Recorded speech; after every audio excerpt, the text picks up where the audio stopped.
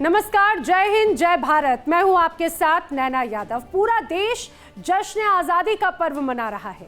लाल किले के प्राचीर से भारत एक और अध्याय लिखने जा रहा है। 2014 में लाल किले की प्राचीर से शुरू हुआ संकल्पों का सफर 12 साल बाद विकसित भारत के संकल्प तक पहुंच चुका है और हर 15 अगस्त को लाल किले से प्रधानमंत्री नरेंद्र मोदी सिर्फ देश को संबोधित नहीं करते, बल्कि एक नए भारत का विजन, एक नया लक्ष्य, एक नया संकल्प देश के सामने रखते हैं। कभी स्वच्छ भारत का आह्वान हुआ, कभी आत्मनिर्भर भारत का संकल्प, कभी पंच प्रण के जरिए विकसित भारत का रोड मैप, तो कभी देश की सुरक्षा, युवा शक्ति, महिला शक्ति, स्वदेशी तकनीक को नई ताकत देने की बात। आपको बताते हैं 12 साल में लाल किले से प्रधानमंत्री के वो 12 बड़े संकल्प कौन से हैं और इन संकल्पों ने भारत की विकास यात्रा को किस तरह से नई दिशा दी, कैसे संकल्प से सिद्धि और सिद्धि से विकसित भारत की कहानी आगे बढ़ी। देखिए 12 साल 12 संकल्प। 65% देश की जनसंख्या 35 से कम आयु की है। हमारा देश विश्व का सबसे ऊंचा नौजवान देश है। क्या हमने कभी इसका फायदा उठाने के लिए सोचा है? आज दुनिया को स्किल्ड वर्कफोर्स की जरूरत है। आज भारत को भी स्किल्ड वर्कफोर्स की जरूरत है। कभी कभार हम अच्छा ड्राइवर ढूंढते हैं, नहीं मिलता है। प्लम्बर ढूंढते हैं, नहीं मिलता है। अच्छा कुक चाहिए, नहीं मिलता है। नौजवान है, बेरोजगार है, लेकिन हमें चाहिए वैसा नौजवान मिलता नहीं है। देश को विकास के लिए और आगे बढ़ाना है तो स्किल डेवलपमेंट ये हमारा मिशन है। और स्किल इंडिया हिंदुस्तान के कोटि कोटि नौजवानों को स्किल हुनर सीखे, उसके लिए एक पूरे देश में जान और घिसी पिटी व्यवस्थाओं से नहीं, उनको वो स्किल मिले जो उन्हें आधुनिक भारत बनाने में काम आए। वो दुनिया के किसी भी देश में जाएं तो उनके हुनर की सराहना हो। और हम 2 प्रकार के विकास को लेकर के चलना चाहते हैं। हम ऐसे नौजवानों को भी तैयार करना चाहता हूं जो जॉब क्रिएटर हो, और जो जॉब क्रिएट करने का सामर्थ्य नहीं रखते, संजोग नहीं है, वे विश्व के किसी भी कोने में जाकर के आंख में आंख मिला करके अपने बाहुबल के द्वारा, अपने उंगलियों के हुनर के द्वारा, अपने कौशल्य के द्वारा विश्व का हृदय जीत सके, ऐसे नौजवानों का सामर्थ्य हम तैयार करना चाहते हैं। देश में 60 साल बीते, गरीबों के लिए बैंकों का राष्ट्रीयकरण किया गया, लेकिन इसके बावजूद भी 60 साल के से भी अधिक समय के बाद गत 15 अगस्त को देश के 40% लोग बैंक खातों से वंचित थे। गरीब के लिए बैंकों के दरवाजे बंद थे। हमने संकल्प किया कि इस कलंक को मिटाना है और विश्व में फाइनेंशियल इंक्लूजन की जो बातें होती है, उस फाइनेंशियल इंक्लूजन को एक मजबूत धरातल पर अगर लाना है तो देश के गरीब से गरीब व्यक्ति को आर्थिक गतिविधि की मुख्य धारा में जोड़ना पड़ेगा। और बैंक अकाउंट ये उसका एक प्रारंभ बिंदु है। मेरे देशवासियों, मैं आज गर्व से कहता हूं कि हमने समय सीमा में काम पूरा किया। 17 करोड़ लोगों ने प्रधानमंत्री जन धन योजना के अंतर्गत खाते खुलवाए। और हमने तो कहा था, गरीबों को अवसर देना था, इसलिए कहा था एक भी रुपया नहीं होगा, एक भी नया पैसा नहीं होगा तो भी बैंक का अकाउंट खोलेंगे। बैंकों को खोलने की कागज पट्टी का खर्चा होगा तो होने देंगे। आखिर बैंकें है किसके लिए? गरीब के लिए होनी चाहिए। और इसलिए जीरो बैलेंस से हमने अकाउंट खोलने का संकल्प किया था। लेकिन मेरे देश के अमीरों को हमने देखा है और इस बार देश ने गरीबों को भी देखा और गरीबों की अमीरी को देखा है। और मैं इन गरीबों की अमीरी को आज लाल किले की प्राची से शत शत नमन करना चाहता हूं, सलाम करना चाहता हूं। देश के सामने समस्याएं अनेक हैं, लेकिन यह हम न भूलें कि अगर समस्याएं हैं तो इस देश के पास सामर्थ्य भी है। और जब हम सामर्थ्य की शक्ति को लेकर के चलते हैं तो समस्याओं से समाधान के रास्ते भी मिल जाते हैं। और इसलिए भाइयों बहनों, भारत के पास अगर लाखों समस्याएं हैं तो 125 करोड़ मस्तिष्क भी हैं जो समस्याओं का समाधान करने का सामर्थ्य रखती है। शासन संवेदनशील होना चाहिए। हमें याद है कि वो भी एक दिन थे जब किसी बड़े अस्पताल में जाना हो तो कितने दिनों तक इंतजार करना पड़ता था। एम्स में लोग आते थे, 2-2, 3-3 दिन बिताते थे, तब जाकर के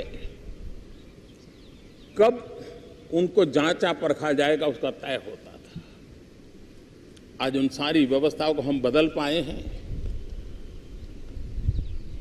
ऑनलाइन रजिस्ट्रेशन होता है, ऑनलाइन डॉक्टर की अपॉइंटमेंट मिलती है, तय समय पर पेशेंट आए तो उसका काम शुरू हो जाता है।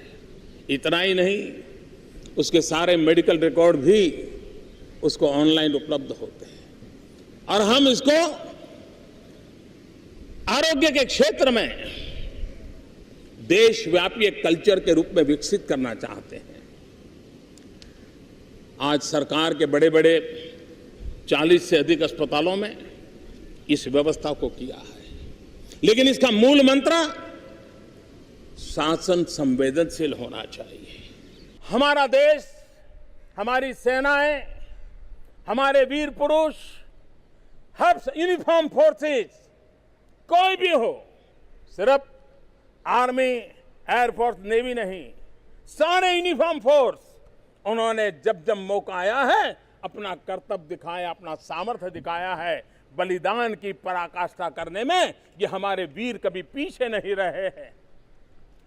चाहे लेफ्ट विंग एक्सट्रीमिज्म हो, चाहे आतंकवाद हो, चाहे इन्फिल्ट्रेटर्स हो, चाहे हमारे भीतर कठिनाइयां पैदा करने वाले तत्व हो, हमारे देश के इन यूनिफॉर्म में रहने वाले लोगों ने बलिदान की पराकाष्ठा की है।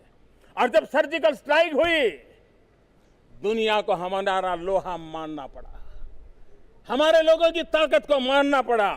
मुझे खुशी है कि हमारे सुरक्षा बलों के प्रयासों से, खास करके लेफ्ट विंग एक्सट्रीमिज्म के इलाके में बहुत बड़ी मात्रा में नौजवान वापिस आए, सरेंडर किए, मुख्य धारा में आने की दिशा में उन्होंने प्रयास किया है।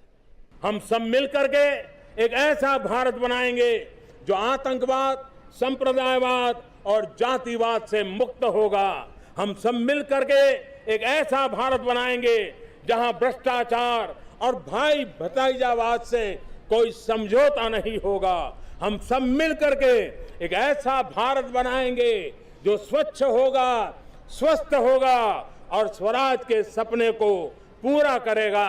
और इसलिए मेरे प्यारे देशवासियों, हम सब मिलकर के हम इस विकास की दौड़ में आगे चलने का प्रयास करेंगे। मेरे प्यारे देशवासियों, सेना हो, अर्धसैनिक हो, अर्धसैनिक बल हो, हमारे पुलिस बल हो, हमारी खुफिया एजेंसी हो, इनकी एकजुटता ने देश में आंतरिक सुरक्षा को एक बहुत बड़ी ताकत दी है, एक आंतरिक सुरक्षा का एहसास पैदा किया है। एक शांति के वातावरण को उनके इस त्याग, तपस्या और कठोर परिश्रम के कारण एक नया विश्वास पैदा हुआ है। लेफ्ट विंग एक्सट्रीमिज्म, माओवाद देश को रक्त से रंजित कर रहा है। आए दिन हिंसा की वारदातें करना, भाग जाना, जंगलों में छिप जाना। लेकिन लगातार हमारे सुरक्षा बलों के प्रयासों के कारण, विकास की नई नई योजनाओं के कारण, जन सामान्य को जोड़ने के प्रयासों के कारण जो लैंपिंग एक्सट्रीमिज्म 126 जिलों में मौत के साए में जीने के लिए मजबूर कर रहा था, आज वो कम होकर के करीब करीब 90 जिलों तक आ गया है और वो बहुत तेजी से आगे बढ़ रहा है। भाइयों बहनों, जम्मू और कश्मीर, अटल बिहारी वाजपेयी जी ने हमें रास्ता दिखाया है और वही रास्ता सही है, उसी रास्ते पर हम चलना चाहते हैं। वाजपेयी जी ने कहा था, इंसानियत, जमहूरियत और कश्मीरियत, इन 3 मूल्य मुद्दों को लेकर के हम कश्मीर के विकास के लिए, चाहे लद्दाख हो, चाहे जम्मू हो या श्रीनगर वैली हो, संतुलित विकास हो, समान विकास हो, वहां के सामान्य मानवी की आकांक्षाओं को पूर्ण हो, इंफ्रास्ट्रक्चर को बल मिले और साथ साथ जन जन को गले लगा करके चले, इसी भाव के साथ हम आगे बढ़ना चाहते। हम गोली और गाली के रास्ते पर नहीं, गले लगा करके मेरे कश्मीर के देशभक्ति से जीने वाले लोगों के साथ आगे बढ़ना चाहते हैं। अभी इस नई सरकार को 10 हफ्ते भी नहीं हुए हैं, लेकिन 10 हफ्ते के छोटे से कार्यकाल में भी सभी क्षेत्रों में, सभी दिशाओं में हर प्रकार के प्रयासों को बल दिया गया है, नए आयाम दिए गए हैं और सामान्य जनता ने जिन आशा, अपेक्षा, आकांक्षाओं के साथ हमें सेवा करने का मौका दिया है, उसको पूर्ण करने में एक पल का भी विलंब किए बिना हम पूरे सामर्थ्य के साथ, पूरे समर्पण भाव के साथ आपकी सेवा में मग्न है। 10 हफ्ते के भीतर भीतर ही अनुच्छेद 370 का हटना, 35A का हटना,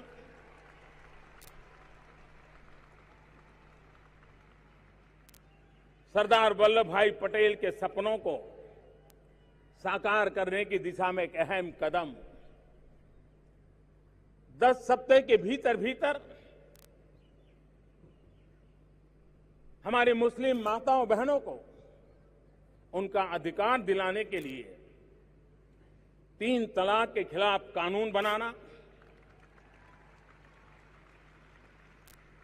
आतंक से जुड़े कानूनों में आमूलचूल परिवर्तन करके उसको एक नई ताकत देने का, आतंकवाद के खिलाफ लड़ने के संकल्प को और मजबूत करने का काम, हमारे किसान भाइयों बहनों को प्रधानमंत्री सम्मान निधि के तहत 90,000 करोड़ रुपया किसानों के खाते में ट्रांसफर करने का एक महत्वपूर्ण काम आगे बढ़ा है। मानव और मानवता का भी केंद्र स्थान होना चाहिए, इसका महत्व होना चाहिए, उसी को लेकर के हम चलते हैं।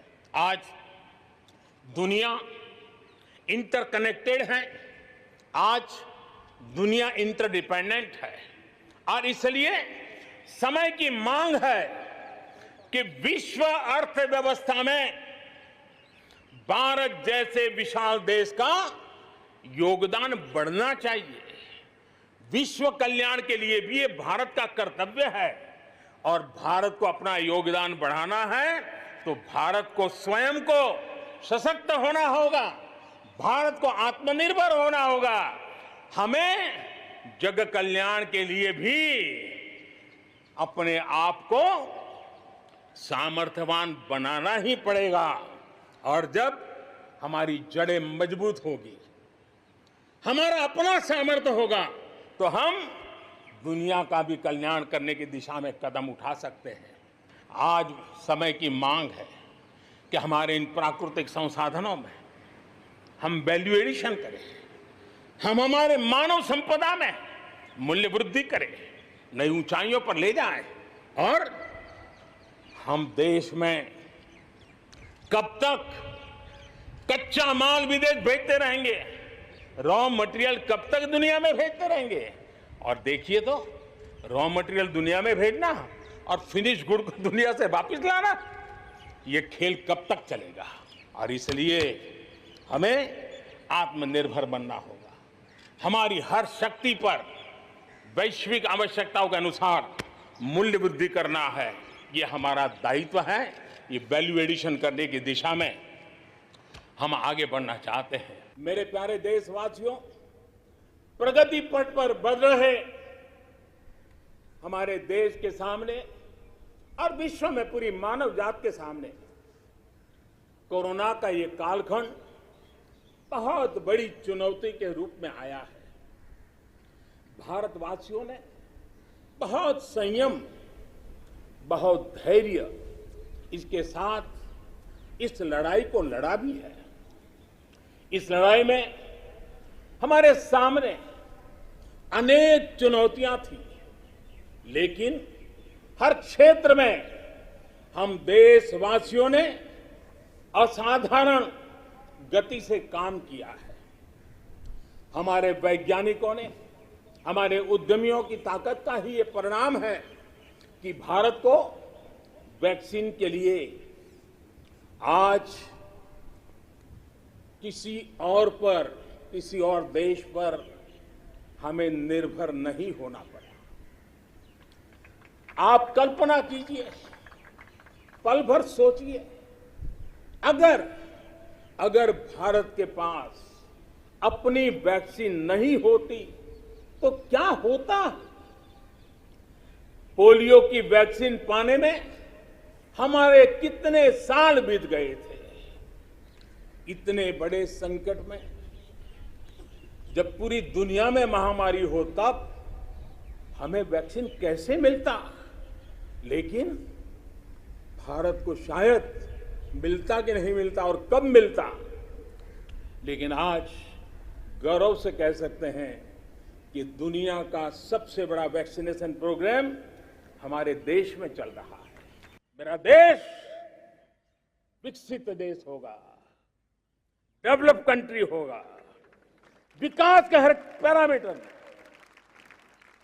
हम मानव केंद्रीय व्यवस्था को विकसित करेंगे। हमारे केंद्र में मानव होगा, हमारे केंद्र में के मानव की आशा आकांक्षाएं होगी। हम जानते हैं, भारत जब बड़े संकल्प करता है तो करके भी दिखाता है।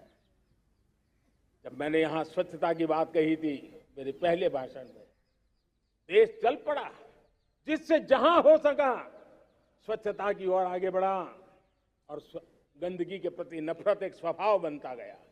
यही तो देश है जिसने इसको करके दिखाया है और कर भी रहा है, आगे भी कर रहा है। यही तो देश है जिसने वैक्सीनेशन, दुनिया दुविधा में थी, 200 करोड़ का लक्ष्य पार कर लिया, समय सीमा में कर लिया, पुराने सारे रिकॉर्ड तोड़ के कर लिया। ये देश कर सकता है। हमने तय किया था देश को खाड़ी के तेल पर हम गुजारा करते हैं, झाड़ी के तेल की ओर कैसे बढ़े। 10% इथेनॉल ब्लेंडिंग का सपना बड़ा लगता था, पुराना इतिहास बताता था संभव नहीं है, लेकिन समय से पहले 10% इथेनॉल ब्लेंडिंग करके देश ने इस सपने को पूरा कर दिया। भाइयों बहनों, 2.5 करोड़ लोगों को इतने कम समय में बिजली कनेक्शन पहुंचाना छोटा काम नहीं था, देश ने करके दिखाया। नल से जल पहुंचाने का काम आज देश तेज गति से कर रहा है। खुले में शौच से मुक्ति भारत के अंदर आज संभव हो पाया है। विश्व भर में भारत की चेतना के प्रति, भारत के सामर्थ्य प्रति एक नया आकर्षण, नया विश्वास, नई आशा पैदा हुई है। और ये प्रकाश पुंज जो भारत से उठा है, वो विश्व को उसमें अपने लिए ज्योति नजर आ रही है। विश्व को एक नया विश्वास पैदा हो रहा है। हमारा सौभाग्य है, कुछ ऐसी चीजें हमारे पास हैं जो हमारे पूर्वजों ने हमें विरासत में दी है और वर्तमान कालखंड ने गढ़ी है। आज हमारे पास डेमोग्राफी है, आज हमारे पास डेमोक्रेसी है, आज हमारे पास डाइवर्सिटी है। डेमोग्राफी, डेमोक्रेसी और डाइवर्सिटी की ये त्रिवेणी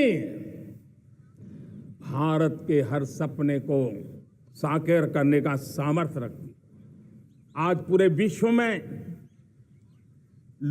वहां देशों की उम्र ढल रही है, ढलाव पर है, तब भारत यौवन की तरफ ऊर्जावान होकर के बढ़ रहा है। कितने बड़े गौरव का कालखंड है कि आज 30 साल की कम आयु की जनसंख्या दुनिया में सर्वाधिक कहीं है तो ये मेरे भारत मां की गोद में है, ये मेरे देश में है। और 30 साल से कम उम्र की नौजवान हो मेरे देश के पास हो, कोटि कोटि भुजाएं हो, कोटि कोटि मस्तिष्क हो, कोटि कोटि सपने, कोटि कोटि संकल्प हो, तो भाइयों बहनों, मेरे प्रिय परिवारजनों, हम इच्छित परिणाम प्राप्त करके रह सकते हैं। मेरे प्यारे देशवासियों, हम छोटी छोटी जरूरतों पर भी ध्यान देते हैं, हम छोटी छोटी आवश्यकताओं पर ध्यान देते हैं और उसको लेकर हम चलते हैं। चाहे हमारे गरीब का घर का चूल्हा जलता रहे, गरीब की मां को कभी आंसू पी करके सोना न पड़े, और इसके लिए मुफ्त इलाज की योजना हमारी चल रही है। बिजली, पानी, गैस अब सैचुरेशन के मूड पर है, और जब हम सैचुरेशन की बात करते हैं वो 100% होता है। जब सैचुरेशन होता है तो उसको जातिवाद का रंग नहीं लगता है। जब सैचुरेशन होता है तो उसमें पांथिकता का रंग नहीं लगता है। जब सैचुरेशन का मंत्र होता है तब सच्चे अर्थ में सबका साथ सबका विकास का मंत्र साकार होता है। लोगों के जीवन में सरकार की दखल कम हो, उस दिशा में हमने हजारों कंप्लायंसेस के लिए सरकार सामान्य मानवीय पर बोझ डालती थी, उन सारे कंप्लायंसेस को दूर किया। हमने देशवासियों के लिए 1,500 से ज्यादा कानूनों को खत्म कर दिया ताकि कानूनों की जंजाल के अंदर देशवासियों को फंसना न पड़े। हमने छोटी छोटी गलतियों के कारण ऐसे कानून बने थे उनको जेल में अंदर धकेल दिया जाए।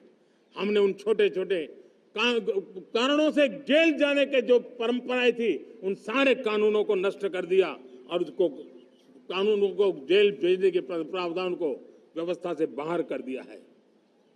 आज हमने जो आजादी की विरासत के गर्व की बात हम जो करते हैं, सदियों से हमारे पास जो क्रिमिनल लॉ थे, आज हमने उसको नए क्रिमिनल लॉ जिसको हमने न्याय संहिता के रूप में, और जिसके मूल में दंड नहीं पर नागरिक को न्याय, इस भाव को हमने प्रबल बनाया है। हम खेती के मामले में देश के वो जिले जहां के किसान औरों से पीछे रह गए, किसी न किसी कारण से 100 जिले ऐसे हैं जहां अपेक्षाकृत कम खेती है, और इसलिए हमने 100 जिले आइडेंटिफाई किए हैं पूरे देश में से, और वहां के किसानों को एम्पावर करना, किसानों को शक्ति देना, किसानों को मदद करने का एक अभियान चलाया है। और इसके लिए पीएम धन धान्य कृषि योजना का आरंभ किया है। पीएम धन धान्य कृषि योजना वो देश के 100 जिले जहां थोड़ी सी भी मदद कर देंगे तो वहां का किसान भी भारत के अन्य किसानों की बराबरी कर देगा। मेरे प्यारे देशवासियों, भारत के किसान, भारत के पशुपालक, भारत के मछुआरे, ये हमारी सबसे बड़ी प्राथमिकता है। भारत के किसान, भारत के मछुआरे, भारत के पशुपालक, उनसे जुड़ी किसी भी अहितकारी नीति के आगे मोदी दीवार बन के खड़ा है।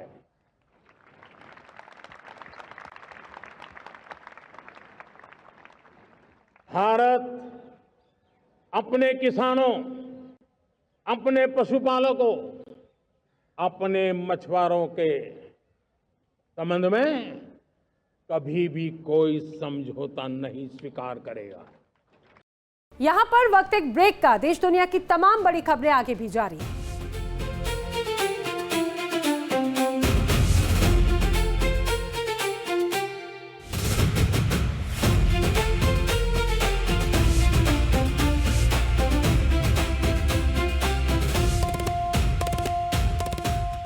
देखिए इंडिया डेली 24/7 अब आपके स्मार्ट टीवी पर। इंडिया डेली मौजूद है सभी डिजिटल प्लेटफॉर्म पर लाइव और लगातार। इंडिया डेली 24/7 हर दिन राष्ट्र को समर्पित।